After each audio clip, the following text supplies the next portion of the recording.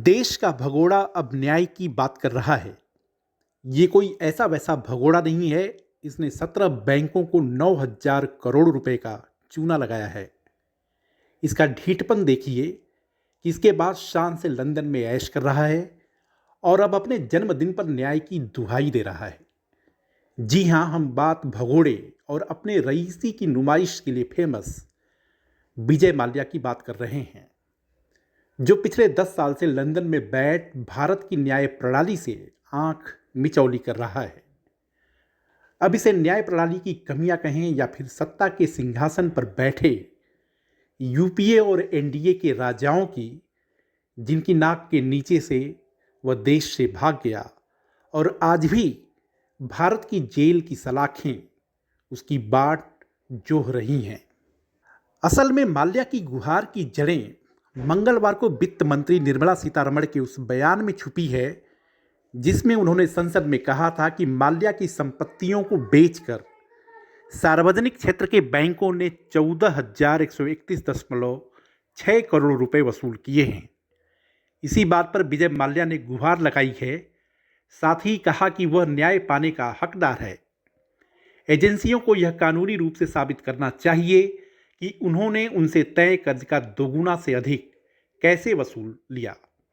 जो तय किए गए कर्ज 6,203 करोड़ रुपए का 2 गुना से भी अधिक है। इसके बावजूद मुझे अब भी आर्थिक अपराधी कहा जा रहा है। अब विजय माल्या के भोलेपन की जितनी दुहाई दी जाए उतनी कम है। सोचिए, वह इतनी मासूमियत से कैसे न्याय की मांग कर रहा है। लेकिन सोचिए, जो शख्स बैंकों से कर्ज लेकर बिजनेस में पैसा डुबा चुका हो और फिर 10-20 लाख नहीं, 9,000 करोड़ के करीब लोन की रकम नहीं चुकाई हो और उसके बाद यूपीए एनडीए दोनों सरकारों की आंख में धूल झोंक कर विदेश भाग गया हो और जब कर्ज नहीं चुकाने और विदेश भागने के इल्जाम में उसकी संपत्ति जब्त कर पैसा वसूला जा रहा है, तो वह कह रहा है कि मुझे न्याय दो, मेरा पैसा तो चुक गया।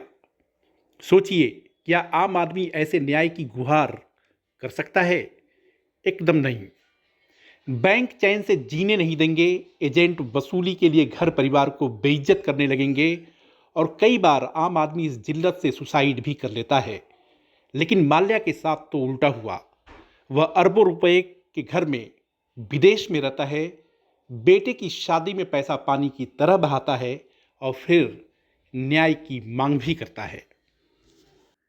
लेकिन एक समय अपने ग्लैमरस कैलेंडर के लिए फेमस माल्या की तूती भी बोलती थी। वह भारत में न केवल बड़ा बिजनेसमैन था बल्कि राज्यसभा सांसद भी था। उसने पैसों की नुमाइश ऐसी की कि एक समय उसके पास 250 से अधिक लग्जरी और विंटेज कारें खरीदी। माल्या को ऐतिहासिक वस्तुओं का भी काफी शौक रहा है।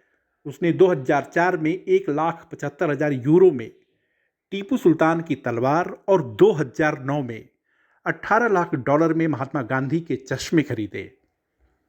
एक समय उसकी दौलत 2007 में 1.6 अरब डॉलर तक पहुंच गई। यूबीजी के चेयरमैन के रूप में विजय माल्या ने 2005 में किंगफिशर एयरलाइंस की शुरुआत की। यह एयरलाइन जल्द ही भारत की प्रमुख एयरलाइन में शामिल हो गई। उसने इंडियन प्रीमियर लीग में रॉयल चैलेंजर्स बेंगलोर टीम में हिस्सेदारी खरीदी। इसके अलावा उन्होंने 2007 में फोर्स इंडिया फार्मूला 1 टीम का अधिग्रहण किया। उसका प्रमुख बिजनेस यूनाइटेड ब्रूअरीज ग्रुप में शराब का धंधा था, लेकिन पैसों की नुमाइश और नासमझी भरे फैसले ने उसे बर्बाद कर दिया और वह अब विदेश में बैठा हुआ है। अब आप खुद सोचिए कि इस भगोड़े के साथ क्या करना चाहिए। वीडियो को लाइक, शेयर और सब्सक्राइब करें और हाँ, कमेंट भी जरूर करें। देखते रहिए इंडिया अड्डा।